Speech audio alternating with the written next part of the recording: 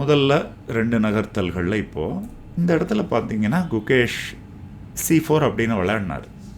இப்போ வந்து டிங் தன்னுடைய வழக்கமான பாணிப்படி பாதுகாப்பாக, அதே சமயம் திடமாக நடுப்புறத்தை வச்சுக்கணும், சென்டரை வச்சுக்கணும் அப்படின்னா இந்த மாதிரி அந்த D5 இருக்கிற சிப்பாயை பாதுகாப்பு மெதுவாக விளையாடும்னு நினச்சேன். இந்த இடத்துல இது ஒரு பெரிய ஆச்சரியம்.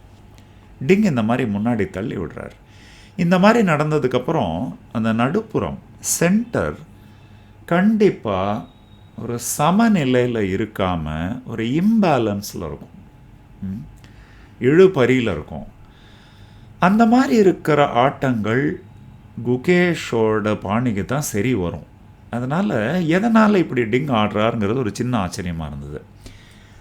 2 நகர்த்தல்கள் கழித்து நினச்ச மாதிரியே ஒரு பயங்கரமான அடித்தடி வர்ற ஒரு நிலைமைக்கு போகும்போது இந்த முதல் 5 மூவையும் ரொம்ப வேகமாக விளையாடினார் குகேஷ். கடிகாரத்தில் ஒரு கிட்டத்தட்ட ஒரு 40-50 நிமிஷம் மேலே போயிட்டார் இந்த இடத்துல இருந்தே மெதுவாக. இப்போ இப்படியே போச்சு. இந்த மாதிரி இடம் வந்தது.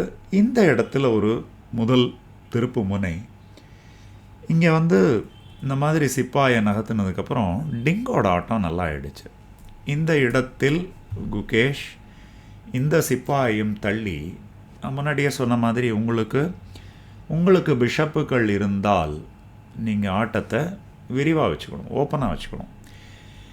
இப்போ இந்த பிஷப் முன்னாடி போகுது, இங்கேயோ முன்னாடி போகுது. அப்போ அந்த பிஷப் வந்து ரொம்ப ஒரு பலம் வாய்ந்த பலசாலியாக ஆக போகுது, ஸ்ட்ராங் பீஸாக ஆக போகுது. ஆனால் இந்த இடத்துல அதுக்கப்புறம் ஆட்டத்துக்கு அப்புறம் சொன்னார் குகேஷ், இங்கே வந்து காலையில் நான் தயார் பண்ணேன் இந்த இடத்த தயார் பண்ணும்போது நான் என்ன தயார் பண்ணேங்கிறத நான் மறந்துட்டேன், அதனால் இப்படி வச்சார். இதுக்கப்புறம் டிங் வந்து இந்த சிப்பாயை தள்ளினார். இப்போ திருப்பி குகேஷ் இந்த மாதிரி முன்னாடி தள்ளினார். இது ஏன் முன்னாடி தள்ளினார் அப்படிங்கிறது நீங்கள் என்னோட அந்த முதல் 2 காணொளிகளை பார்த்துருந்தீங்கன்னா உங்களுக்கு தெரியும். இடம் அவருக்கு ரொம்ப பிடிச்ச விஷயம், அதனால் தள்ளிட்டார். ஆனால் இப்போது என்ன ஆச்சுன்னா, இப்போது இந்த இடத்துல 1 மணி நேரம் யோசித்தார் குகேஷ். யோசித்து அவரோட கடிகாரத்தில் இருந்த எல்லா பலன்களையும் இழந்து விட்டார். இதுக்கப்புறம் 1 மணி நேரம் யோசிச்சுட்டு இப்படி வச்சார். இந்த குதிரை இந்த இடத்துக்கு வந்து சென்னை பாஷையில் சொல்லுவாங்க, நல்லா ஆணி அடித்து உட்காந்துடுச்சு இந்த இடத்துல. இப்போது 2 விஷயங்கள். ஒன்று, குகேஷுக்கு மிக பிடித்தமான விஷயம் இட ஆக்கிரமிப்பு, பரப்பு ஆக்கிரமிப்பு, ஸ்பேஸ் அட்வான்டேஜ். அது வந்து கண்டிப்பாக இருக்குது. எதனான்னா இந்த சிப்பாய்கள் அணிவகுப்பு, குகேஷோட சிப்பாய்கள் அணிவகுப்புகளில் அதுலேயும் இந்த சிப்பாய் முன்னாடி இருக்கிறதுனால இதனால் பெரிய அனுகூலங்கள் இருக்குது. ஆனால் இதனால் பலவீனம் என்னென்னா, அந்த முன்னாடி வந்து உட்கார்ந்துட்டுருக்கிற கருப்பு குதிரை இது வந்து நல்லா ரொம்ப பலமாக உட்காந்துட்டுருக்கிறதால நீங்கள் சதுரங்க ஆடு களத்தில் இருக்கிற நிலைமையை மட்டும் பார்த்தீங்கன்னா இந்த இடத்துல டிங் ரொம்ப நல்லா பண்ணிகிட்ருக்காரு. ஆனால் சதுரங்கத்தில் எப்போவுமே களத்து மேலே நடக்கிறது வேற, களத்துக்கு வெளியில் ஆட்டக்காரர்களின் மனங்களில் என்ன நடக்கிறது அது வேறு. What happens inside their minds அது வந்து வேறு விஷயம். அது சதுரங்கம்ங்கிறது என்ன, நம்முடைய ஆளுமை எப்படிப்பட்டதோ, நம்ம பர்சனாலிட்டி எப்படிப்பட்டதோ அது சதுரங்க பலகையில் நகர்த்தல்களாக வெளியே வரும். சதுரங்கம் மட்டும் இல்லை, எல்லா விளையாட்டுகளும் அப்படித்தான். நம் உள் ஆளுமை, கோர் பர்சனாலிட்டி எப்படி இருக்கோ, நம்முடைய பயங்கள், நம்முடைய சாகசங்கள், நம்முடைய தைரியங்கள், நம்முடைய அசட்டுத்தனங்கள் எல்லாமே வந்து சதுரங்க பலகை மேலே நமக்கு வந்து நகர்த்தல்களாக வெளியில் வரும். அந்த பரிமாணம் டைமென்ஷனை வச்சு பார்த்தா குகேஷ் விளையாடுற விளையாட்டு அவருக்கு பிடித்தமான, அவருடைய பாணிக்கு ஒத்து வருகின்ற ஒரு ஆட்டத்தில் ஆடிட்டுருக்காரு. ஆனால் டிங் விளையாடுறது அவரோட பாணி இல்லை. அட்லீஸ்ட் அவருக்கு ரொம்ப முடிச்சமான, அவர் இந்த மாதிரி தான் நடக்கணும் அப்படின்னு விளையாடுற பாணி கிடையாது இது. அதனாலேயே இந்த இடத்தில் எனக்கு தோணியது, இந்த இடத்தில் குகேஷ் நல்லா விளையாடுவார் அப்படின்னு. இதில் இன்னொரு ஆச்சரியம், எடுத்த உடனே அடிதடிக்க வந்தார் டிங். இதுவும் ஒரு இந்த விஷயம், ஆச்சரியத்துக்கான விஷயம். இந்த நைட்டை முன்னாடி கொண்டு வந்து இந்த ராணியையும் இந்த சிப்பாயையும் ஒரே சமயத்தில் இரு தாக்குதல் பண்ணி இந்த மாதிரி முன்னாடி வந்தார். இந்த மாதிரி எடுத்த உடனே தாக்குற ஆள் கிடையாது டிங். அதனால் இது ஒரு சந்தோஷமாகவும் இருந்தது. ஏன்னா அவரோட பாணிக்கு ஒத்து வராத ஒரு விளையாட்டை விளையாடும்போது நம்ம பையனுக்கு இந்த பாணி தான் வரும், இந்த பாணியில் தான் எல்லா பாணியும் வரும், இந்த பாணி ரொம்ப நல்லா வரும் அப்படின்னு இருக்கிறச்சே இந்த மாதிரி ஒரு ஆட்டம், அதுலேயும் இந்த ஒரு 11வது ஆட்டம் உலக சாம்பியன்ஷிப்பில் இந்த மாதிரி ஒரு ஆட்டம் களத்தில் வந்திருக்கு அப்படிங்கிறது ரொம்ப நல்லா இருந்தது, ரொம்ப சந்தோஷமாக இருந்தது. இப்போ அப்படியே ஆட்டம் போச்சு. இந்த இடத்தில் தான் அவருடைய அந்த டிங்குடைய சாந்தமாக ஆடக்கூடிய குணம் வெளியில் வந்தது. இது வந்து புலி வாலை பிடிக்கிற மாதிரி. நீங்கள் புலியோட வாலை பிடிச்சிட்டிங்கன்னா அதுக்கப்புறம் நீங்கள் புலியை கொண்டாகணும், இல்லை புலி உங்களை கொண்டுரும். அதனால் இதுக்கப்புறம் வந்து அடிதடியாக விளையாடியே ஆகணும். இந்த இடத்துல சிப்பாயை மேலே வச்சு இப்போது இந்த பிஷப்பை வெளியில் கொண்டு வந்து இந்த சிப்பாயை பற்றியெல்லாம் கவலைப்படாமல் தைரியமாக அடிதடியில் இறங்கியிருக்கணும் எண்டிங். ஆனால் இங்கே மெதுவாக ஆடினார்.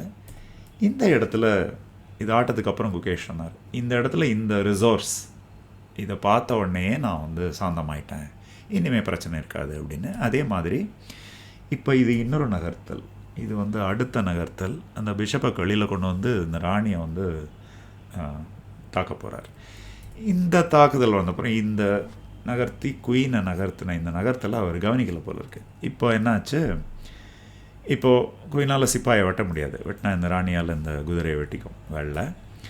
பின்னாடி போச்சுன்னா நம்மளும் ராணி எடுத்துகிட்டு பின்னாடி ஓடி வந்துடலாம், இது ஒரு செயல் இருக்குது. இப்போ கொஞ்சம் முன்னாடி வந்தார். இதுக்கப்புறம் பிரச்சனையே இல்லை வெள்ளைக்கு. பிஷப்பை வச்சு குதிரையை தாக்குனார். இப்போ பிஷப்பை வச்சு கருப்பு படை இப்படி தாக்குறப்போ இதை தாக்கிட்டு இப்படி முன்னாடி வந்து இதுக்கப்புறம் குகேஷோட கொடி நல்லா உயரத்தில் உச்சி கட்டி பறந்தது. இப்போ குகேஷோட படைகள் வந்து முதல்ல இந்த பீரங்கி ஃபியான்சிட்டோ பிஷப்பு நடு களத்தில் நின்றுட்டுருக்கிற குகேஷோட ராணி, அப்புறம் எளிதாக மேலே வரக்கூடிய படைகள். இது என்னென்னமோ போட்டிருக்கிறதெல்லாம் பயந்துடாதீங்க, நான் அப்புறம் காட்டுறேன் என்ன ஆச்சுன்னு.